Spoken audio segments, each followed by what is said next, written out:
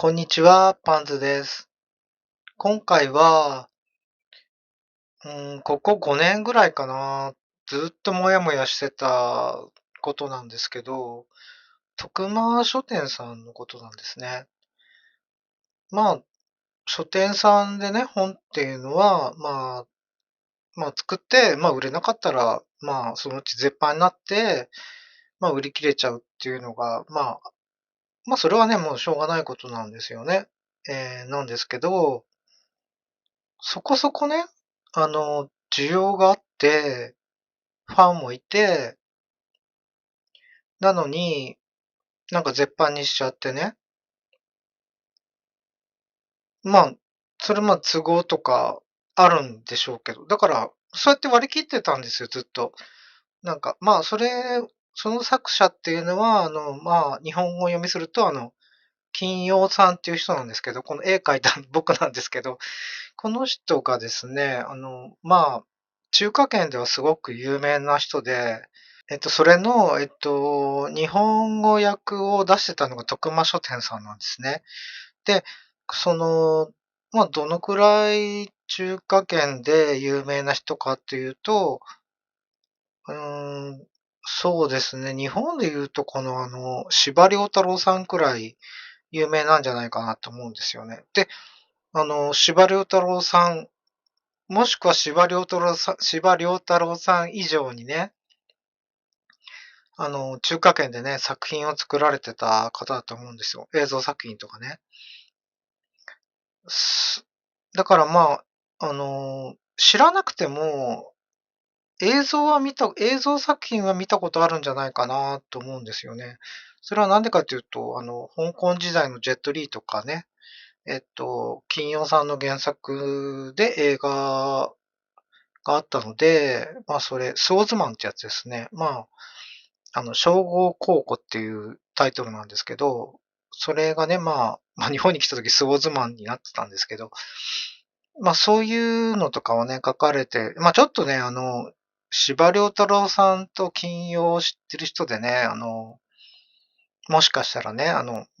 一緒にするなって言われちゃうかもしれないけど、でも中華圏ではね、そのくらい有名なんですよね。もうなんか、どんだけ作品あんのかわかんないぐらい映像作品が出されてたりするんです。今でもね、まだ、作られたりしてんですよ。だから、昔はね、香港とか台湾とかで作られてたんですけど、今は中国でよく作られてますね。それでですね、その作品が、最初にね、一番悲しかったっていうか、その出来事なんですけども、2018年のね、10月に、金曜さん亡くなってるんですよ。90歳90歳以上だったと思ったけど、なんか結構長く生きたんですね。だけど、ずっと生きてて、中国のね、中国語を勉強してる人で、HSK とかの試験受けてる人は、もしかしたらね、金曜さんの問題とかも出てたんじゃないかなっていうくらいの人なんですけど、その人がね、亡くなった時に、僕、その時はね、台湾で日本語教師やってたんで、え台湾に住んでたんですけど、台湾ではね、亡くなった時に、フェアみたいにやったんですよ。製品書店っていうのかな日本語読みすると、誠っていうか、誠って字に、品って書いて、で、結構有名ですよね。台北とかで、そこに行かれた方はいらっしゃるんじゃないかなと思うんですけど、これは台中のね、製品書店の、そうやってコーナーみたいになって、こうやって売られてたんですよ。結構大きいコーナーで、ちょっと悲しい人もいるしね、この機会に読んでみたいなっていう人もいたと思うんですよね。で、そういう感じでやってたんですけど、その2018年の10月ですね、日本はどうかっていうと、何もなかったって友達が言ってて、まあ、金曜好きな人のね、共通の友達なんですけど、その人がね、なんか、亡くなったのに、日本で何にもないんだよって言ってたんですよ。いや、台湾もう書店ですごい飾ってるよとかって。だって有名人だもんって。だってもう中国で言ったら、中国っていうかね、中華圏で言ったらね、司馬遼太郎みたいなもんだから、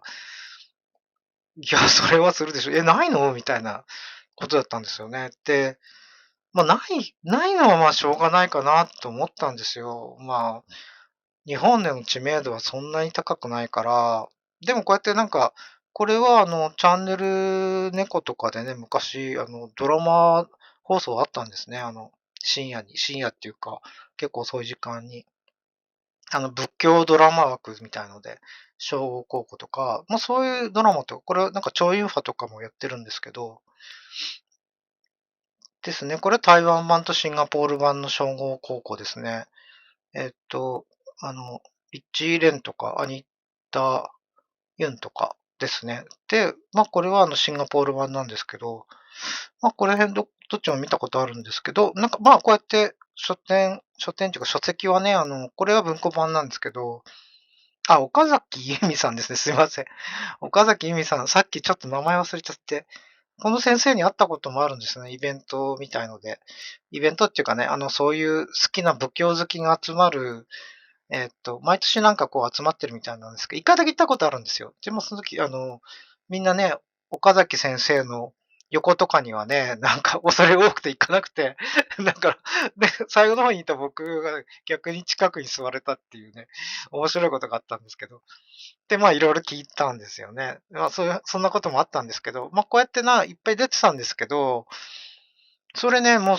金曜さんが死んだ時にはね、死んだっていうか亡くなった時にはね、もう絶版になってたんですよ。だから、そういうね、なんて言うんだろう、金曜さんの本を、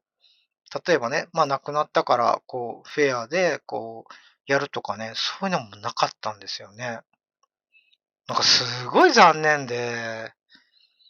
なんかもうね、その時はでも日本にいなかったから、そんなにショックはなかったんだけど、これだから日本に戻ってきて2020年に書いたブログ記事なんですけど、で、こうやってなんか、じゃあこうやって書籍とかもリンク貼っとこうかなと思ったんですけど、貼るも何も全部絶版なんですよね。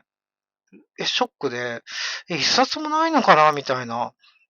ことだったんですよね、僕にとってはね。なんかすごく、えっと、悲しいっていうかね。これ、リュウ・イーフェイってムーランの主役やった人なんですけど、この人もね、なんか昔から、13歳ぐらいからこの仏教ドラマとかに出てたんですよね。この金曜ドラマとかね。で、これは進捗兵糧って結構人気なやつなんですけど、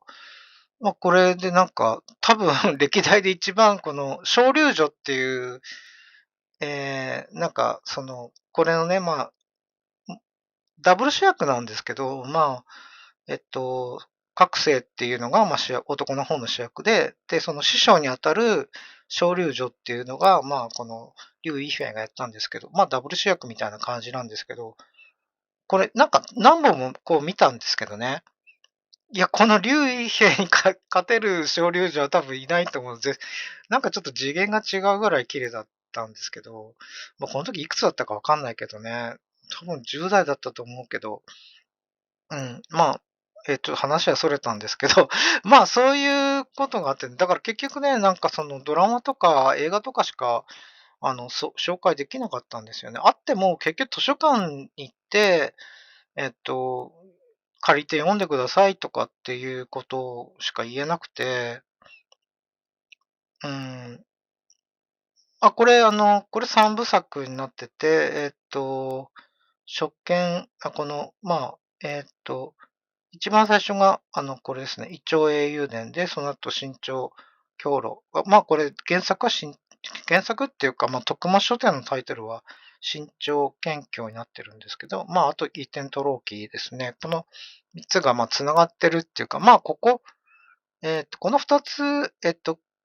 こっちが前半2つなんですけど、移転と老期はね、ちょっと100年後なんで、繋がってるって言えば繋がってるけど、ちょっとね、あの、キャラが被ることはあんまりないんですよね。ちょっとそういう繋がりはあるんですけど、うん。ちょっとでもね、この3部作は僕は好きでしたね。面白くて。あとこの初見応急録も面白いですね。それと、この商業高校は、僕はいつか中国語で読もうと思って、あえて読まなかったんですけど、それがあだになっちゃったから、うん。あとこれはね、すごい、どんどんね、少年が出世していく話なんですけど、なんでしょうね、秀吉の話みたいで面白いんですよ。でもこれ女の人には人気ないみたいですね。え、僕なんかすごい面白いなって思ったんですけど、それは置いといて、で、徳間さんがね、こうやって、絶版にしちゃったことなんですけど、しょうがないかなと思ったんですよ。でも、もやもやしてたんですよ。亡くなった後に、アクション欲しいなとか、日本ではそんなに有名じゃないけど、世界的ですごい有名な人、ごめんなさい、世界的じゃないですね。中華圏ですね。中華圏ではすごく有名な人なんで、だからね、そうですよ、日本教師やってて、そうですね、中華圏っていうか、台湾の学生さんに、うん、まあ、こういうのを読むんでしょみたいな、こういうの読んだよとか、そういう話とかするときに、この金曜でね、これとこれ読みましたよとかって話するとすごく驚かれて、知ってるんですかみたいな感じで、私も読んでますみたいなことは多いですね。それはね、台湾よりもやっぱり、中国の方が強いかな。中国の方が読んでる人多いんじゃないかな。人口も多いですけどね。うん。なんかあの、えーっとね、愛珍ゴンイっていうかね、愛情マンションみたいなね、そういうドラマがあるんですよ、シリーズで。ちょっとコメディドラマなんですけど、そこのマンションに仲間で集まって住むみたいな感じの話で、アメリカのフレンズみたいな話で面白いんですけど、その中でも何回も金曜のパロディが出てきましたね。うん。そのくらいね、やっぱり有名なんだと思うんですよね。うん。で、このね、金曜さんの件をずっとだから、しょうがないなっていうか、うん、日本での知名度はどうなのかな。でも、せめて Kindle ぐらいは、Kindle っていうかね、電子書籍だけは出して、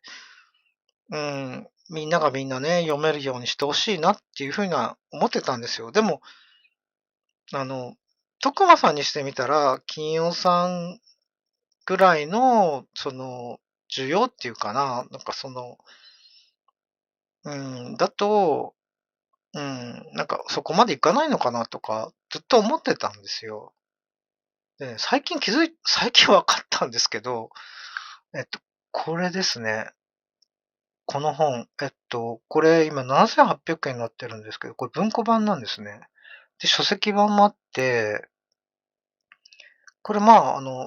えっと、あれですね、オークションサイト、中古販売かなんかですかね。これで7800円になってるんですけど、高いのはもっと高くなってるんですよ。このシリーズなんですけど、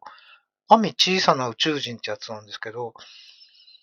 これがね、絶版になってるんですよ。でもこれ世界的なベストセラーなんですよね。金曜さんは中華圏のベストセラーですけど、これは、もう世界で読まれてるっていうかね。で、例えば、そうですね、日本人の方もすごく読んでるっていうかね、ちょっと宗教的っていうか、でも宗教的ではないって読んでる人は言ってるんですけどね。なんちゅうかな、本当に。あの、ピュアな無形みたいな、そういう感じなんですけど、そういう本なんですよね。で、YouTube でね、朗読とかされてる人とかいるんですけど、たくさんあるんですね。いや、こういうの良くないよなって思ったんですよ。YouTube、一応動画上げてる人としてはね、一人として、いや、なんか勝手に朗読とかしちゃダメでしょうとかって思ったんですよね。絶版になってるもんだったらね、絶版っていうか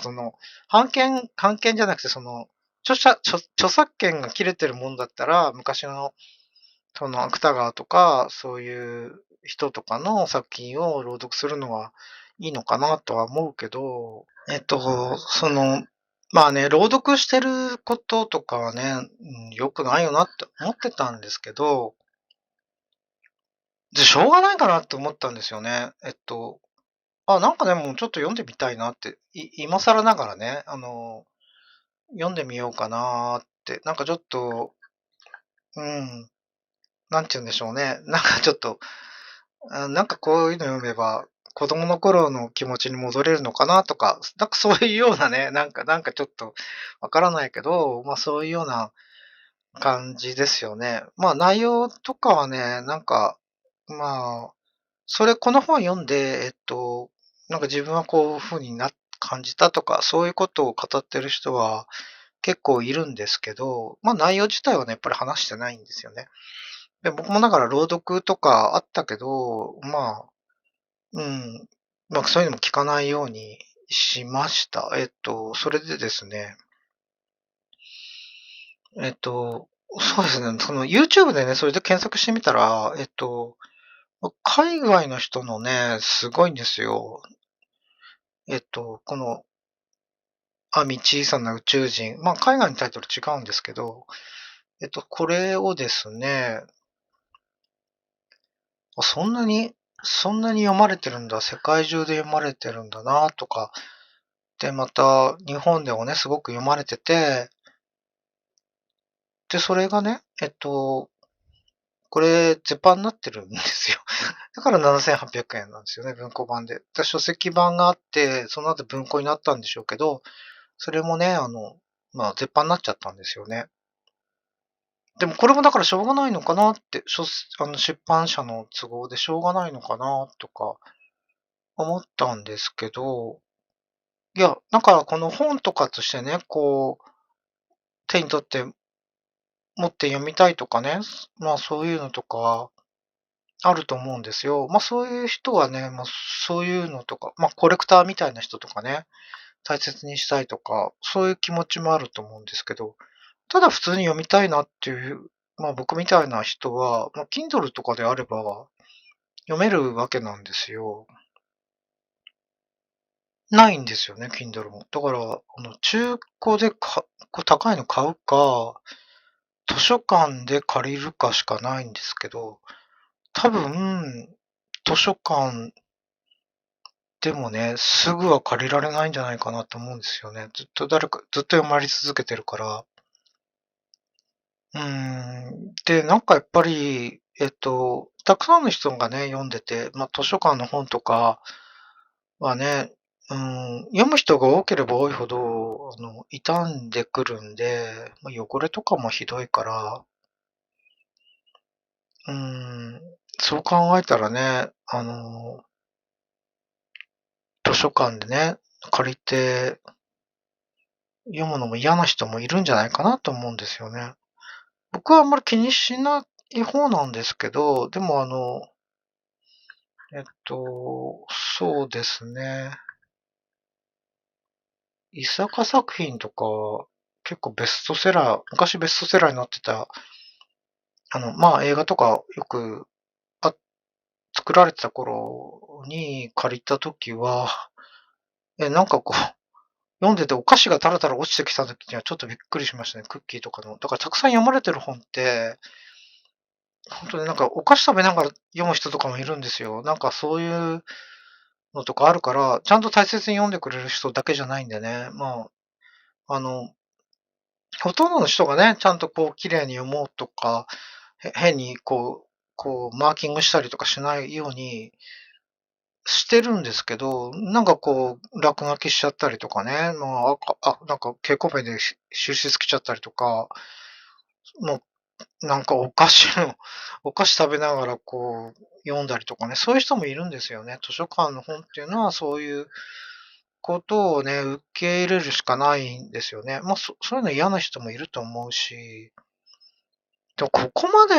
の本だったら、書籍、もう一回ね、書籍としてもう一回作るべきだと思うし、最低でも、Kindle で出せばいいんじゃないかなと思うんですよね。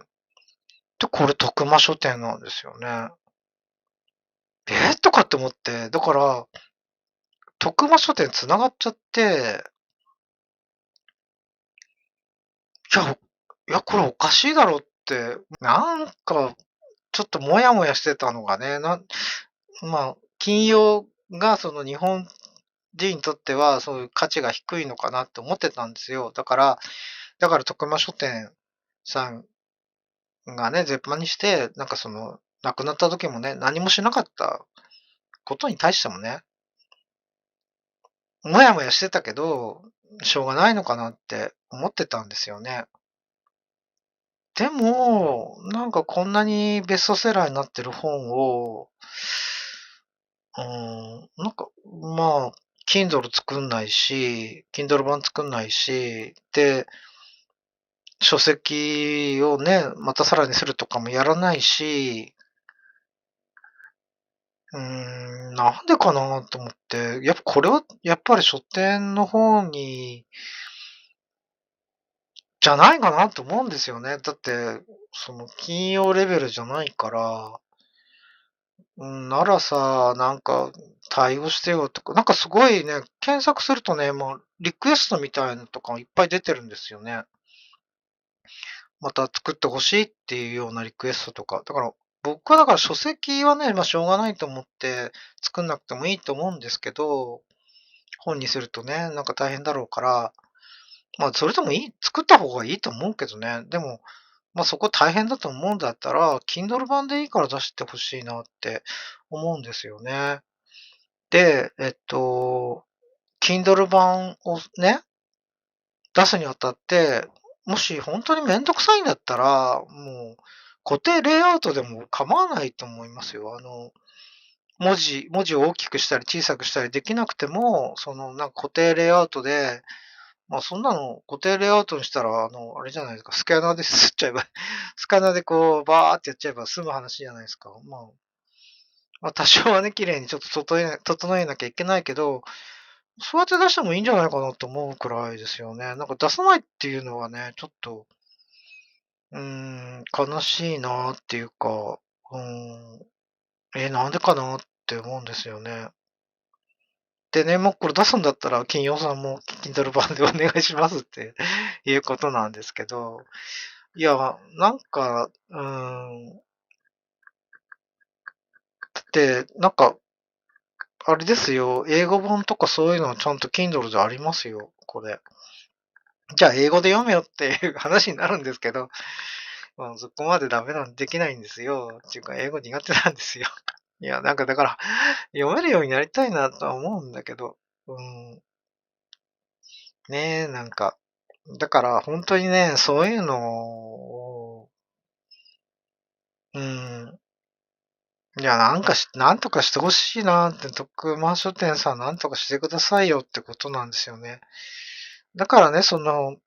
当は良くないけど、朗読しちゃう人がいるとかね、YouTube でね。もうしょうがないかなと思うんですよね。しょうがないとか言ったらちょっと問題になっちゃうかもしれないけど、その気持ちわかるよっていうことですね。ないよねって、そういうのって。うん。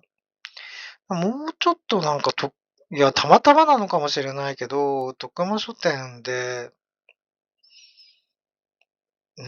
徳間だと思って、徳間書店っていうのが、だからずっとね、どうして徳間書店出してくんないのかなってずっと思ってて、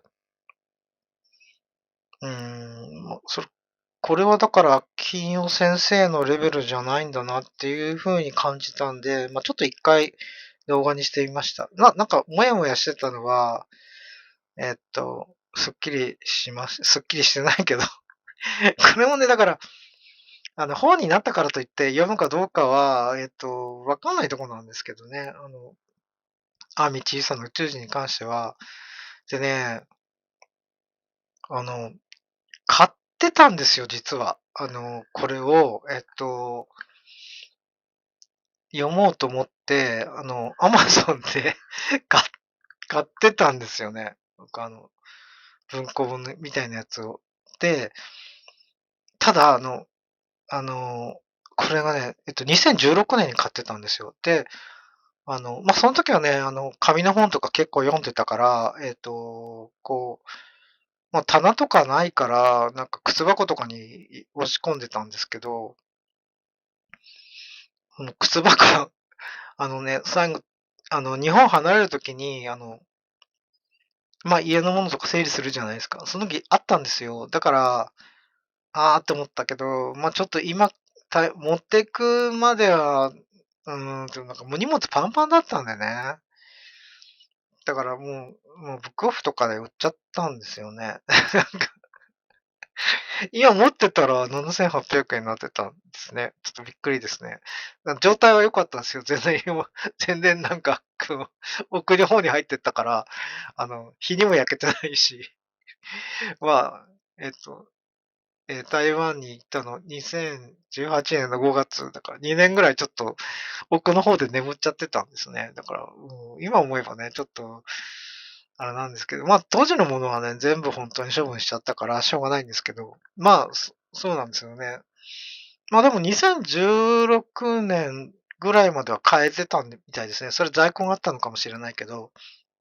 うん。そういうことですね。はい。では、なんかちょっと、どんなオチにしようかなと思ったんですけど、ちょっと、金曜さんのことでもやもやしてたんですけど、